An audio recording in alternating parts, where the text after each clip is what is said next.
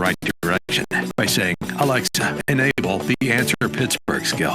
Now say, Alexa, play the Answer Pittsburgh to get your favorite conservative talk.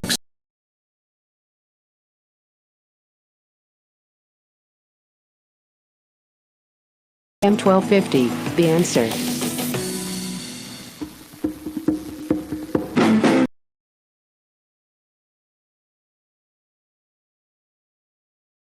Service. That's for you if you're a veteran on Veterans Day, and it's also Remembrance. Canada right now is bigger than any American can imagine. Don Cherry was fired. Now, if you were to go to Canada right now, you would see an amazing number of people wearing red poppies on their lapels. They're sold everywhere, and the money is used to help Canadian military veterans. Don Cherry did his usual Coach's Corner segment Saturday night on national TV. That's an institution in Canada, and he said this. You know, I was talking to a veteran. I said, I'm not going to run the poppy thing anymore because what's the sense? I live in Mississauga. Nobody wears, very few people wear a poppy. Downtown Toronto, forget it, downtown Toronto. Nobody wears a poppy. And I'm not going to. He says, wait a minute. How about buy them? Now, you go to the small cities, and you know those, the rows on rows, you people love, they come here, whatever it is, you love our way of life, you love our milk and honey, at least you could pay a couple of bucks for poppies or something like that. These guys pay for your way of life that you enjoy in Canada. These guys paid the biggest price.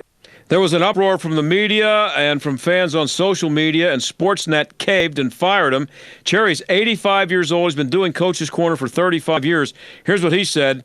I know what I said, and I meant it. Everybody in Canada should wear a poppy in honor of our fallen soldiers and sailors. He went on to say, I speak the truth, and I walk the walk.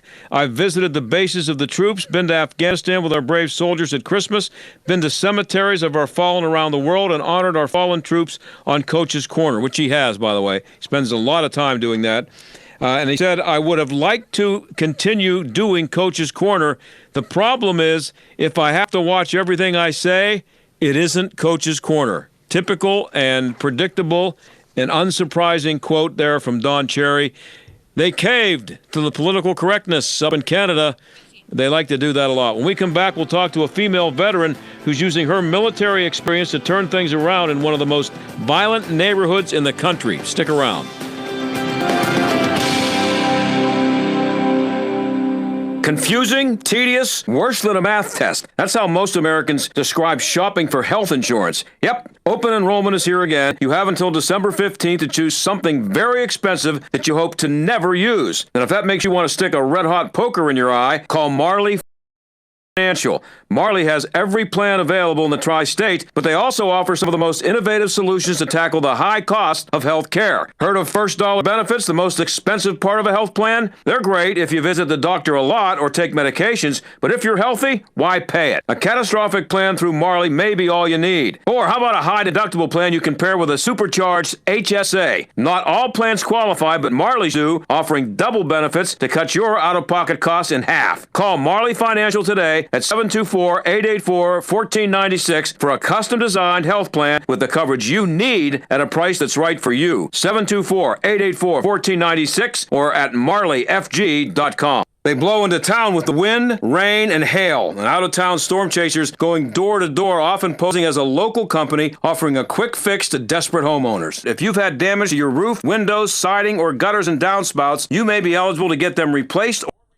free of charge. Just be careful who you call. Visit WindowsRUsPittsburgh.com for a free inspection from one of their highly trained appraisers. With over 50 years in home remodeling, Windows R Us is the area's premier exterior replacement company for roofs, siding, gutters and downspouts, doors, and of course windows. If damage isn't your issue and you just want something new, you'll love their no-pressure approach, no hidden fees, and one of the fastest turnaround times in the industry. A company who will never skip town when it comes to honoring their warranty. Visit WindowsRUsPittsburgh.com. Mention STAG for an additional 10% off. Windows R Us, proud sponsor of the Jerk of the Week, heard every Friday on the John Steigerwald Show. WindowsRUsPittsburgh.com. Hi, this is Rhett Rasmussen of BestHotGrill.com. Not only do we have great grills, but also the best hot patio heaters. We are the nationwide distributor for Bromic Radiant Patio Heaters, the very best patio heater that you can get. The Bromic heaters use the same radiant burner technology as our Solaire infrared grills, so they heat up fast and keep you warm so you can enjoy your backyard grill and outdoor living spaces into the night and all year round. Bromic heaters have stylish contemporary designs that fit perfectly in backyard and restaurant patios. We have gas and electric models to suit most installation needs, and a portable gas heater that directs the heat where you want it, not the bushes and walls like the mushroom heaters. For top quality performance and aesthetics, you want Bromic Radiant Patio Heaters and Solaire Infrared Grills. Learn about these amazing grills and heaters at BestHotGrill.com. That's BestHotGrill.com, BestHotGrill.com. Hey, I'm Andy. If you don't know me, it's probably because I'm not famous. But I did start a men's grooming company called Harry's. The idea for Harry's came out of a frustrating experience I had buying razor blades. Most brands were overpriced, overdesigned, and out of touch. At Harry's, our approach is simple. Here's our secret. We make sharp, durable blades and sell them at honest prices for as low as $2 each. We care about quality so much that we do some crazy things, like buy a world-class German blade factory. Obsessing over every detail means we're confident in offering a 100% quality guarantee. Millions of guys have already made the switch to Harry's, so thank you if you're one of them. And if you're not, we hope you give us a try with this special offer. Get a Harry's starter set with 5-blade razor, weighted handle, shave gel, and a travel cover, all for just $3 plus free shipping. Just go to harrys.com and enter 3388 at checkout. That's harrys.com, code 3388. Enjoy. This is the John Steigerwald Show on AM 1250 and FM 92.5. The Answer. Well, it is Veterans Day, and Sharpel Welch is a veteran, and she's using what she learned in the military to make major differences in the city where she grew up, Shreveport, Louisiana. And Sharpel is a civil society fellow at the Manhattan Institute, and she's community coordinator at Community Renewal International. She joins us now. Sharpel, thanks for being here. Thanks for having me. It's my pleasure, John. So first thing I want to do is it is Veterans Day, so thanks for your service. And what was your military experience? Well, I was in the United States Army. I came straight out of high school into the Army. As a matter of fact, I graduated at 17, so just had to wait on my 18th birthday to go. Landed in 664th Ordnance Unit, which was part of 13th Corps Support Command in Fort Hood, Texas. And you were deployed overseas, correct? Yes, I served Desert Shield and Desert Storm. Went overseas, and what my unit did was we pushed ammunition to the front line. So we were about 5 miles behind the guys that were doing the heavy fighting, pushing out ammo to them. That's some pretty dangerous work there. Well, it was necessary. Yeah. Well, yeah. A lot of what the Army does is necessary. Funny how that works. Yes. Huh? So yes, indeed. So how have you used your military experience at Community Renewal International? And tell us what Community Renewal International is. Sure. Community Renewal International is an organization located in Louisiana. We started here in Shreveport, Louisiana. And what they do is seek to restore the relational fabric in our society by restoring these relationships in the neighborhood from within the neighborhood. They do this by a 3-tiered model that we use, which is our Haven House leaders. Those are block leaders on every block. They get to know their neighbor, throw parties, and meet once a month to talk about what's going on in the community. Then we have what we call our We Care movement. Those are people from all over the city, all over our area, who sign up on our We Care team. And all you have to do to be a part of that gang is to tell us one thing you're doing for your neighbor. It's a movement that gets us to be other-centered. And finally, and where I have the most experience, is our Friendship House strategy, where we move couples into high crime, high poverty, high risk neighborhoods in a home owned by Community Renewal, and we sort of rebuild the relational fabric of that neighborhood from within the neighborhood. We become your neighbors. And my husband and I live in a Friendship House in one of the neighborhoods here in Shreveport, Louisiana. So you could live in a much nicer, safer neighborhood if you wanted to, but you choose to live there. Sure, we gave up our nice little middle-class cushion and came and rolled up our sleeves and got to work. Our home, we live where we work, so our home is a community room. In the afternoons, children from the local schools come to us. They get tutoring, they get a hot meal, they get character development lessons every day. While those children are at school, we have what we call the adult renewal program. So those parents in our area, those adults who may, for whatever reason, didn't receive a high school education, they come to us in the morning, and we have certified teachers here, and they receive their it used to be called the GED, it's now the HiSET. So they receive a high school education in the daytime while their children are at school.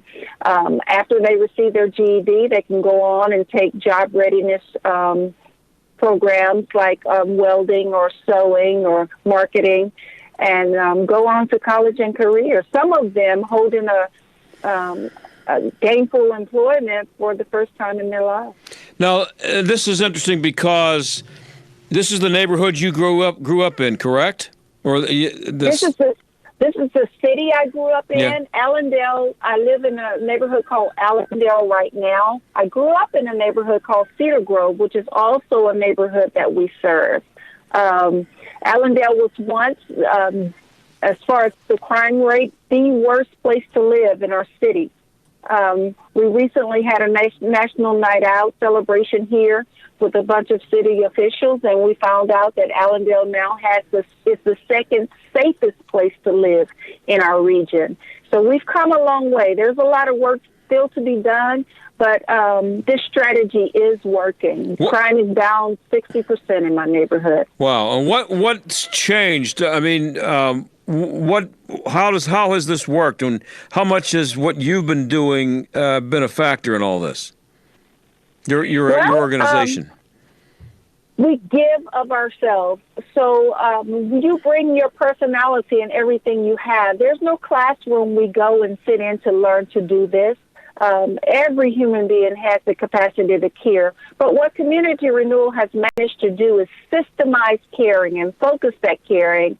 And so we have what we call a Center for Community Renewal that teach you how to replicate this model in your neighborhood. But we just give of ourselves. This is not really a job. We say it's a job for lack of a better word. But this is a lifestyle for my husband.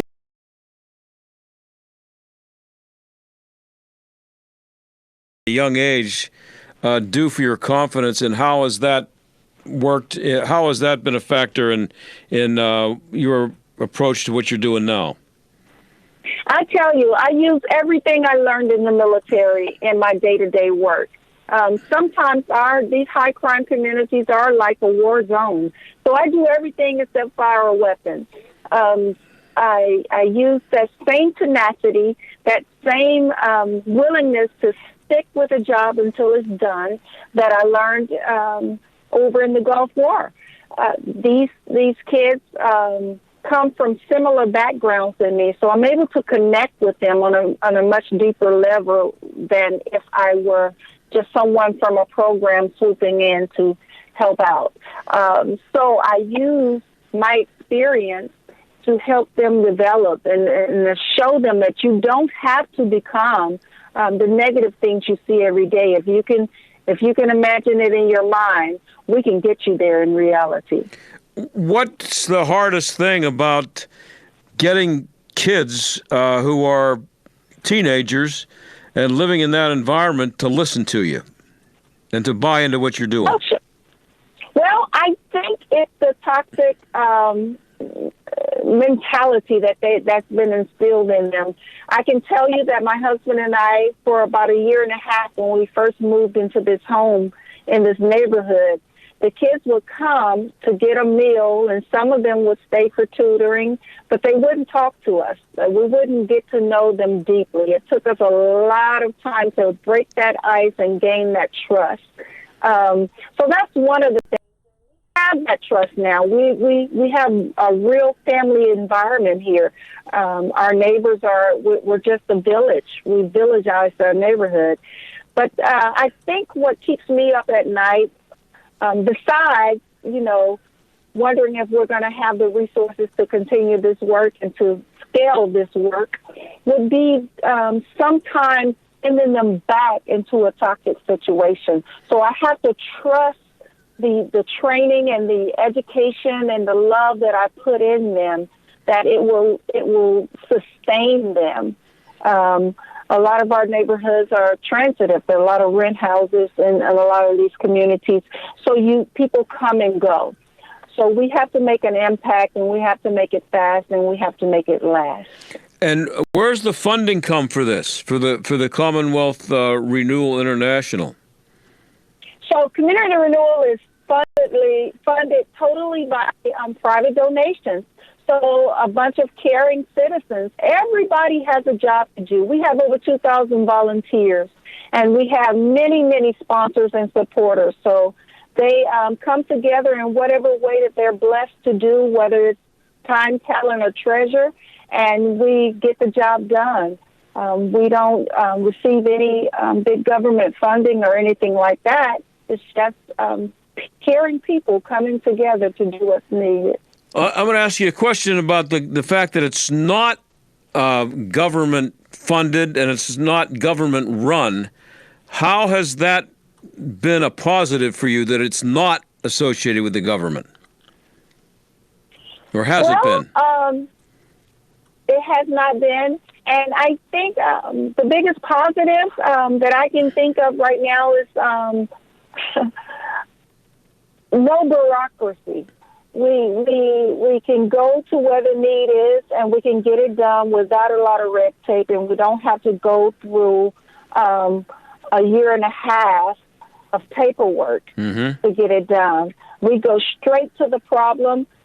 We connect people, and we watch these lives transform.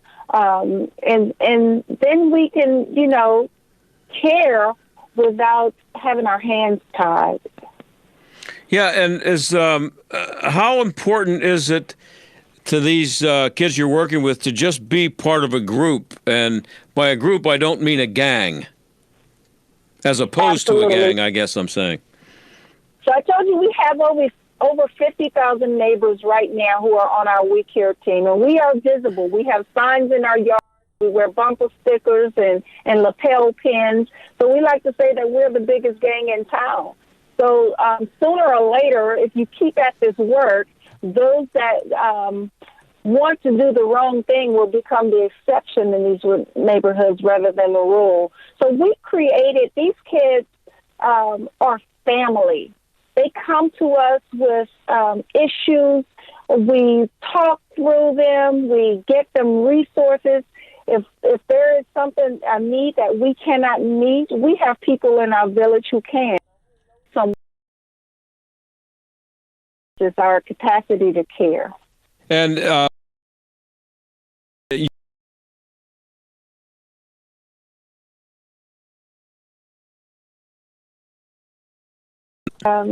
three maternal siblings and two more stepbrothers, and nobody in that home had graduated high school. Wow. Some of my siblings and my stepfather dropped out of school as early as the 6th and 7th grade. I was the first to graduate high school, and burning inside of me that knew that I could not continue to be what I see and be successful in this world. I knew there was something more. didn't really have great guidance counselors when I graduated high school. I grew up graduated from a neighborhood high school, poor neighborhood. And so I decided to go into the military simply because a military recruiter came to my school and answered every question that my guidance counselor couldn't answer for me. I believe we have a lot of hidden treasures in our communities, and that's why I say I connect with these kids, because I was one of those. I'm able to mine those treasures and make them shine, and that's what the military did for me. Grew me up, showed me a better way, gave me a real pride in working hard, just for the sake of working hard. But what this was... Sorry, go ahead. Go ahead. No, I wanted to ask you, this was something that you as a 17-year-old decided on your own? I'm joining the military? Yes, I had a talk with my uncle when I decided. My mom just flat out told me that, I wasn't going to be able to go to college, couldn't afford it. And what am I going to do about the baby and this and that? And so I told my uncle I'll just, get a job. In high school, I had a job at a convenience store. I said, I'll get a better job and I'll just stay here.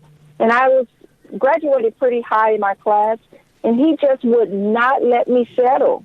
I told him I just didn't have the opportunities that a lot of other kids that graduated high in our class did. Make your own. One sentence. And I thought about that, and I couldn't sleep at night thinking about how can I create my own opportunities from nothing. We were dirt poor, and the military was my way to do that. At 17 years old, I made that my choice. Now, how often do you come across kids who would benefit the same way if they would take that same path, make that same choice? Every day. So we've been here in this home about 5.5 and 6 years. We worked in another community before now. And Emmett and I are just, this past May, we just saw the first seniors in our program graduate. One is at Dillard University. Another is a firefighter, studying to be a firefighter. He's in training now. One has become a welder, and the other will be joining Wiley College in January. And one of them wants to go on to the military after college. She wants to go in as an officer. So they are listening. It is working. And the stats are showing that, when we started out, these were kids who were in real danger of dropping out of high school. They were truant and they were failing. Now I think of the 30 or so children we serve in our home, our average grade point average is about 3.3. Wow. It used to be a 1.2 average, yes. Sharpel, I have about 30 seconds left, and I'm up against a hard break. Sharpel Welch, have you ever thought about running for public office? No, I have not. I figure I can make more leadway here, supporting those officials and doing the groundwork. I'm a frontline type of girl. Well, it's a great story, and somebody ought to make a movie about you. That's what they ought to do. That's a great story. I really appreciate you being on the radio with us. There's so much more to learn.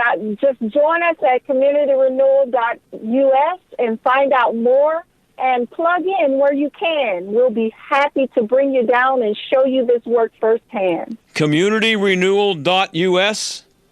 Yes, sir. Sharpel, good luck. Thanks. We'd like to have you on again sometime. God bless you. Okay, thank you, and we'll be right back.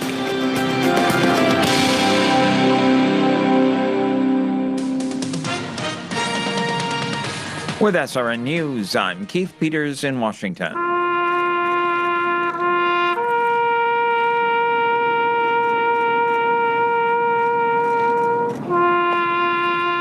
Taps being played at Arlington National Cemetery's Tomb of the Unknowns as the nation commemorated Veterans Day. Vice President Mike Pence, speaking at the Veterans Day observance at Arlington, says the nation will be there for veterans who are struggling. There is help available today, and just as you were there for us, we will be there for you to see you through this time. 83-year-old veteran from Virginia is finally getting a diploma more than 75 years after World War II interrupted his education. James Yarbrough received an honorary high school diploma on Monday during a Veterans Day ceremony at Washington Henry Elementary School in Mechanicsville. This is SRN News. Haul packages for a living? A gas-powered Mercedes-Benz Sprinter delivers. Transport people? A Sprinter van with 0% financing is a 5-star idea. If food delivery is your thing, then a gas Sprinter caters to you. And if you're a general contractor, the Sprinter with 0% financing nails it. With innovation, safety, and technology, Sprinter is built for you. And it's built for your bottom line with 0% financing. The Mercedes-Benz Sprinter, starting at just $33,790. And for a limited time with IRS Section 179, you could be eligible for up to a $25,000 tax deduction. Gas engine, 0% financing, and a possible tax deduction? Now that's a Sprinter that delivers. Mercedes-Benz. Vans. Born to run. MSRP excludes all options, taxes, title, registration, transportation charge, and dealer prep fee. Options, model availability, and actual dealer price may vary. See dealer for details about costs and terms. Only valid on 2018 or 2019 Mercedes-Benz Sprinter vans excluding cab chassis. Qualified commercial customers only. Financing offer valid through January 2nd, 2020. Consult your tax advisor. For more information, limits may apply. Visit mbvans.com. Dr. Sebastian Gorka doesn't understand the latest criticism of the president. After 18 years of war, 18 years, the president is being pilloried for not wanting to go to war with Turkey. Just internalize that for a second. After a generation of war, the elite wants us to get into another war. America First with Dr. Sebastian Gorka. Afternoons at 3, right before John Steigerwald at 5 on AM 1250. The Answer. Oh, what a tangled web we weave when we first practice to deceive was the admonition of Sir Walter Scott in the 1800s. Change deceive to intercede, and the quote becomes most apropos to Governor Tom Wolfe's plan to increase the threshold at which salaried workers must be paid overtime. But there are serious consequences with such a move. Learn what they are at AlleghenyInstitute.org, where conventional public policy thinking is challenged every day. Hey, Pittsburgh, this is Tunchilka for my good friends at Calusi Chevrolet. All month long, the team at Calusi is having a Black Friday sales event. So right now, you can lease a 2020 Chevy Trax for as low as $159 per month. This is a 39-month, 30,000-mile lease with $24.99 plus tax at registration due at signing. Must qualify with a current lease. Check them out at Calusi.com. Find new roads at Calusi Chevrolet. This is Chris Abernethy of Abernethy and Hagerman. You don't want the government deciding what happens to your estate or how much they will take. At Abernethy and Hagerman, estate administration is the heart and soul of our practice. We have the experience to help not only plan, but administer your estate properly, to protect your assets, minimize taxes, and ensure that your inheritance gets to the ones you love. Decide for yourself. Abernethy and Hagerman. Legal help that lasts a lifetime. Visit a-h.law. Hey there. What's up, bruh? Hello. Aloha. Hey, y'all. Hey. Hola. Hi. It takes a lot of voices to create the sound of us. The Y welcomes all of them with open arms. From career readiness to safe spaces, the Y is there, no matter who we are. Now, more than ever, they need your support. Support your local Y today. The Y, for a better us. Read by members of the Y. Stuck in traffic? We've got the answer. Parkway West, it is stop and go on the inbound side. 79 out of the Fort Pitt Tunnel, very heavy. Parkway East, very busy outbound. You're tied up from Bay Street out to Edgewood, Swissvale. 10th Street downtown shut down for sinkhole repair between Liberty and Penn Avenues. Trying to get on to 579, got the on-ramp shut down from 7th Avenue and Bedford Avenue. That for construction for about a month. That's a look at traffic. I'm Jenny Robinson. AM 1250, The Answer. Weather. We'll have rain this evening, turning to snow late as it gets much colder. Untreated surfaces will get slippery late tonight. It will be 28. It'll be blustery and much colder tomorrow with lingering snow showers. Total accumulation 1 to 3 inches. Temperatures will slowly fall through the 20s. Wind chill in the teens. Clearing and frigid tomorrow night. Low near the Diggs record of 13. Unseasonably cold with sunshine Wednesday. High 32. With your AccuWeather forecast, I'm Frank Stripe. The John Steigerwald Show. AM 1250, The Answer. Allegheny is proposing an ordinance that would prevent you from getting therapy for a son who thinks he should be your daughter. That seems like a major example of government overreach. That's what it seems like to the PA Family Council and the PA Family Institute. Curtis Schube is legal counsel for the Independence Law Center representing the PA Family Council, and he joins us now. Curtis, thanks for being here. Yes, thanks for having me. So what would this ordinance do, Curtis? Well, there's actually two different ordinances that are pending right now. So the first one was introduced back in March by Councilman Klein. So that bill would ban all so-called conversion, which would be any effort to change the sexual orientation or gender identity, so feelings of being the opposite sex of a minor. And so, first of all, we find that goal to be problematic because it bans a goal rather than banning harmful methods. But what it also would do is it's not limited to just mental health care providers. It would also potentially ban pastors or volunteers or even mentors from there.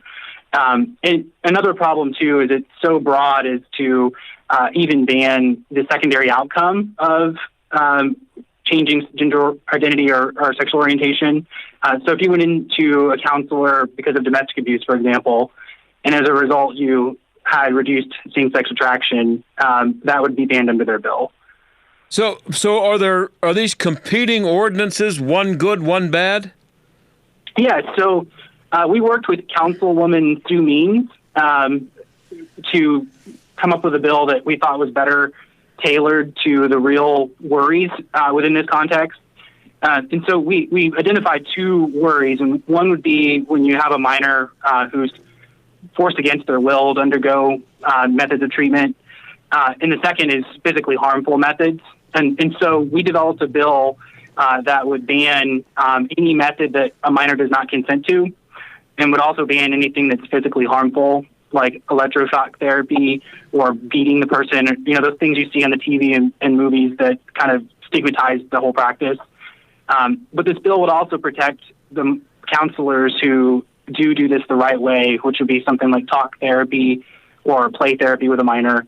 And it also protects the parental rights of someone who wants to bring their kid to a counselor. Well, somebody is out there saying, somebody with the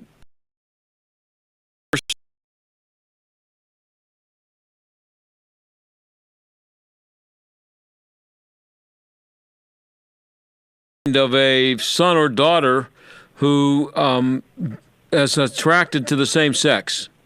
You're not allowed. I mean, what are they going to do about it if you do? So what we're here to protect is the minor who wants to change their, not a change, but who wants to address their sexual orientation or gender identity, feelings of being the opposite sex or being attracted to the same sex.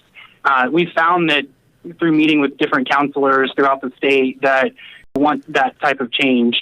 And so we're here to protect those minors who want to direct their own care. So, but this in the climate that we are in right now, it's the sex, the gender dysphoria is not only tolerated, it's almost encouraged and it's glamorized. So you're not allowed to. A parent is not allowed to be alarmed at the prospect of their son thinking he should be a woman or daughter thinking she should be a man, and the law is going to just back them up, according to the bad ordinance. Yeah, the ordinance proposed by Councilman Klein would prevent any therapy whatsoever that would do anything but affirm that minor who has that feelings of being the opposite sex. But is the law making an equivalency between gender dysphoria and same-sex attraction? There's a big difference in those two things. Yeah, so those are different things. But this law, yes, it would ban any effort to change someone's being attracted to the same sex or feelings of being the opposite sex. So yes, you're right. Scientifically and lifestyle-wise, those are two different things.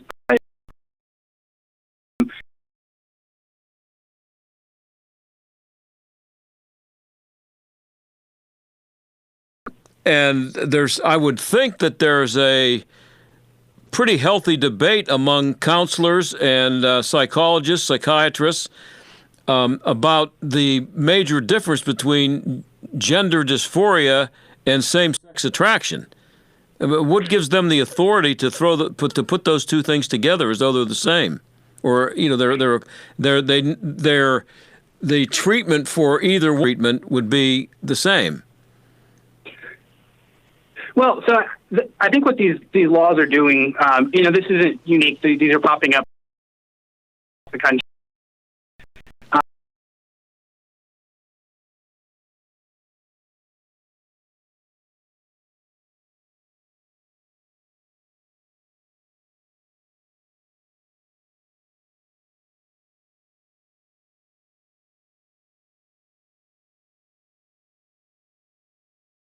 Reducing same-sex attraction or reducing the feelings of being the opposite sex blanketly. And so they don't discriminate between good forms of therapy and bad forms of therapy.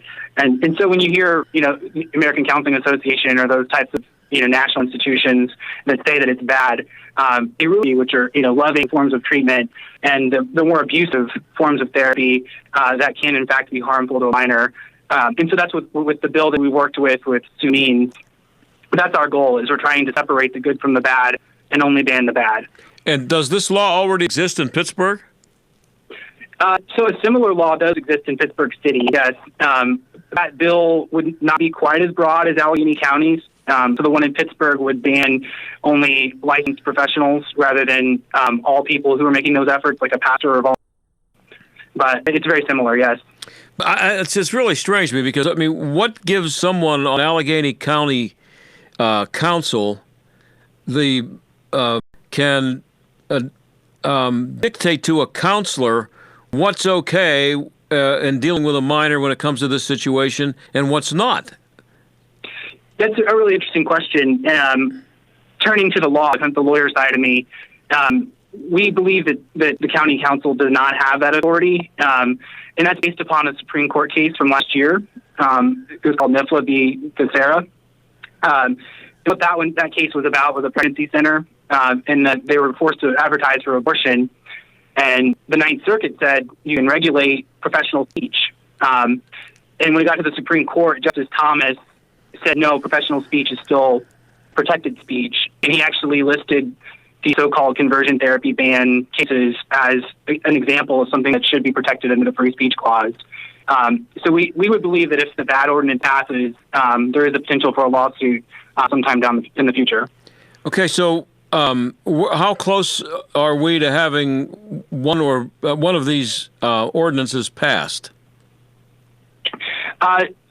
Based upon my understanding, the county council is pretty evenly divided between the two right now. So it could go either way.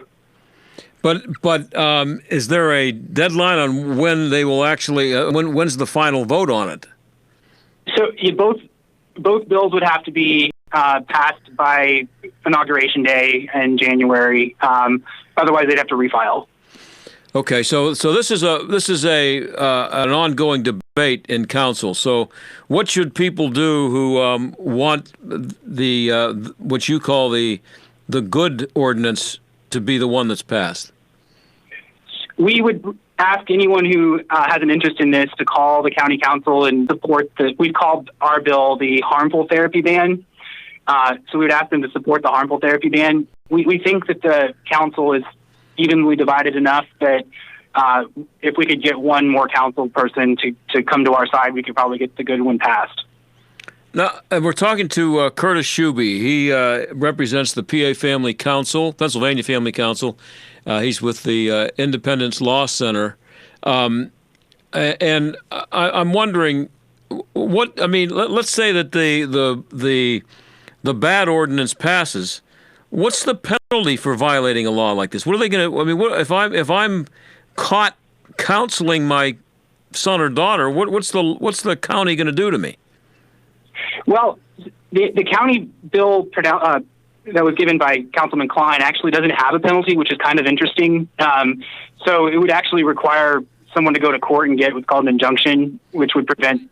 It's basically getting the court to prevent you from doing something. The one in Pittsburgh for example, has civil penalties like fines that could result from violating the law. But I mean, so I'm found guilty of violating this law. I don't understand. I mean, how can you have a law for which there's no penalty? Well, the penalty for violating if you violated the court order, you could get fines or sanctions from that. And what if I don't pay the fine or I don't pay attention to the sanction?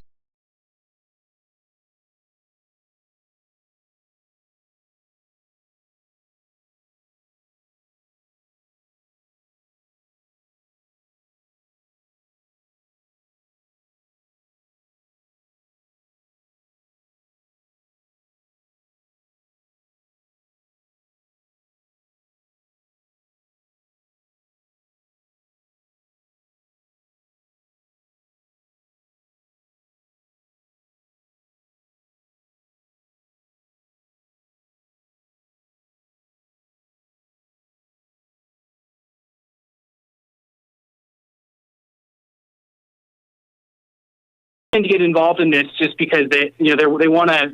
There's an attempt to have this practice ended, and even if it's a stigma, that can result in people, voluntarily changing their behaviors, which still is a violation of the First Amendment.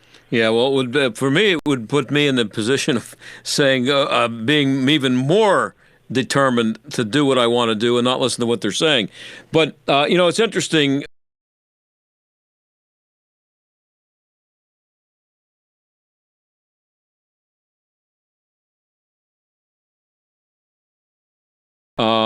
The father did not want his. I think it was his daughter who. I can't remember which way she wanted to go. Whether it was a boy who thought he wanted to be a girl, but whatever it was, the authorities, the law, the courts in British Columbia, they told this not allowed to prevent his daughter, I think it was, from having a transition therapy. That the physical therapy, the physical change. He was not allowed to. She was 14, and he was not allowed to be involved in the decision about whether or not she wanted to become a boy. And isn't that kind of what this extension of laws like this would be? Yeah, it's in the same legal trend that we're seeing. We're actually seen talked with parents who have had Child Protective Services take an interest in what the decisions they're making with their own children, even here in Pennsylvania. So it's definitely a very alarming trend in the law, one that we're going to have to be aware of and diligent to fight both in the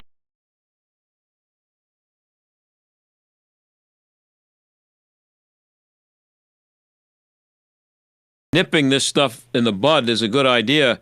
There's a case again up in Canada, in Ontario. Parents they filed a human rights complaint against a school where their 6-year-old daughter was being taught in a school. There's no such thing as boys and girls. There was a teacher up there who had a YouTube on gender called He, She, and They with a question mark. Gender, queer kids stuff number 2. That was part of the lesson plan for the day for 6. Okay. Mm-hmm. And that, so I think what you guys are doing is a good thing, for no other reason than to just nip it in the bud. Keep the government out of it. Yeah, and that really is kind of our thought. Is we're not here to protect things that everybody agrees are harmful. And so we want to make a good faith effort to prohibit those bad things. But you're right. We don't want the government dictating what a good therapy goal is for our kids and what a bad therapy goal is. Minors should have the ability to determine what they want for themselves, and not have the government for them. So I only have 30 seconds, Curtis. Just make it as clearly as you can. What should people do who want to make sure that the bad law doesn't get passed? So this week, on Wednesday, we are meeting with the subcommittee that is looking at both of these bills. So it would be great if anyone could call in to support the harmful therapy ban and not the conversion therapy ban. We really need to convince that subcommittee to pass it.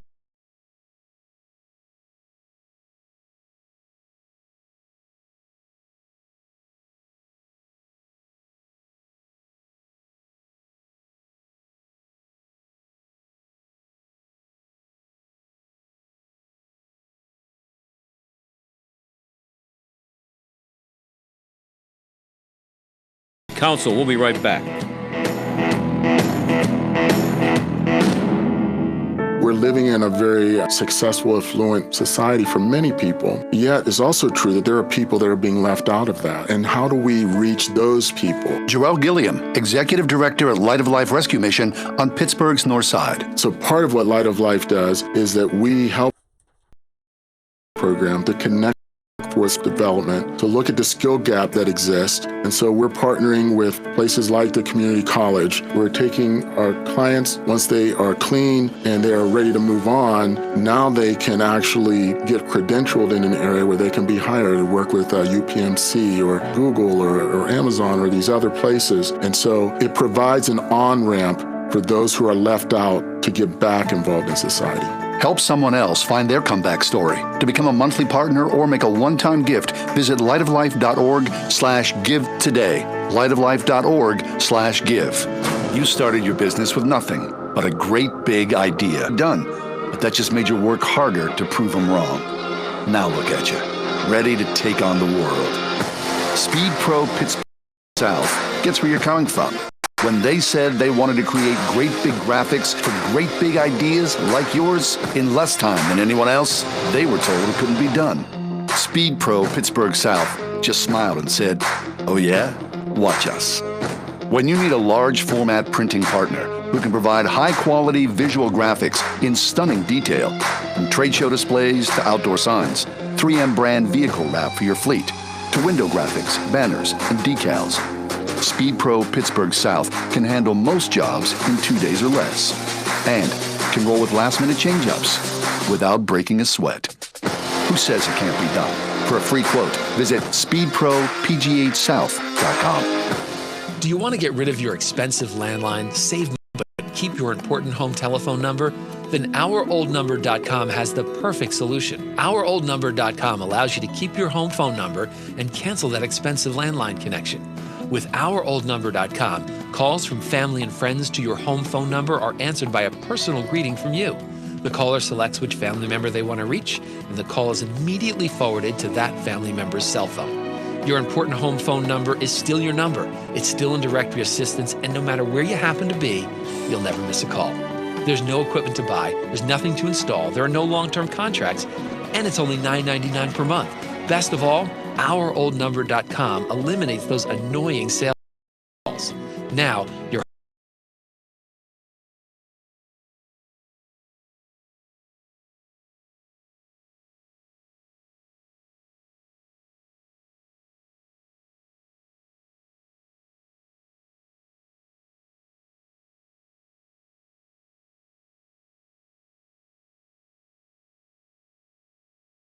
Yard grill and outdoor living spaces into the night and all year round. Bromic heaters have stylish contemporary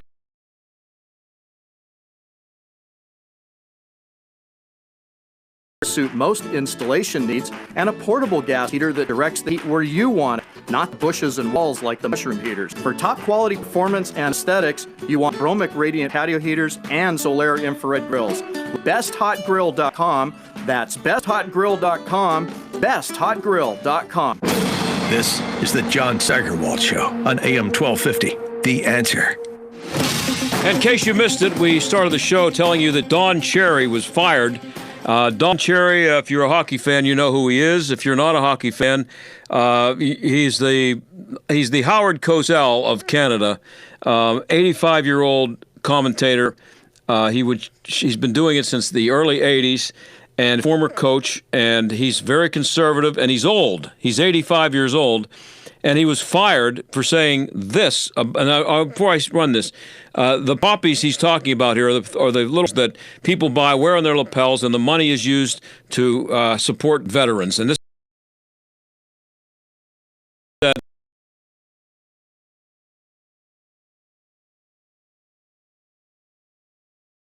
I live in Mississauga. Nobody wears, very few people wear a poppy. Downtown Toronto, forget it, downtown Toronto, nobody wears a poppy. And I'm not going to, he says, wait a minute. How about running it for the people that buy them? Now you go to cities and the rows on rows, you people love, they come here, love our milk and honey. At least you could pay a couple of bucks for poppies or something like that. These guys pay for your way of life that you enjoy in Canada. These guys paid the biggest price. Yeah, and so he got fired, and he said, that's fine. He said, I still think that everybody should buy a poppy, and he said that I walk the walk. I've been to visit the troops in Afghanistan at Christmas time. I've been to cemeteries all over the world to honor the fallen, and here's the problem. Don Cherry's 85. Everybody in Canada knows how he feels about things like this, and he's been on the air because he's popular. And he's canceled now from the cancel culture. He's fired because he said what everybody knows he thinks. So it takes him actually saying it to have someone fire him.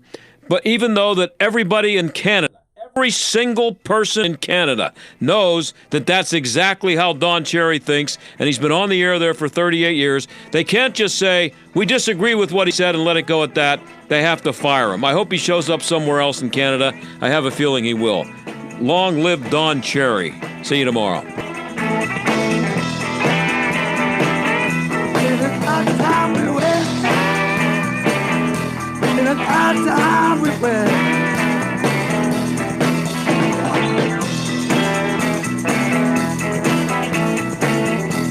The John Steigerwald Show is a production of AM 1250 The Answer and Salem Media Group.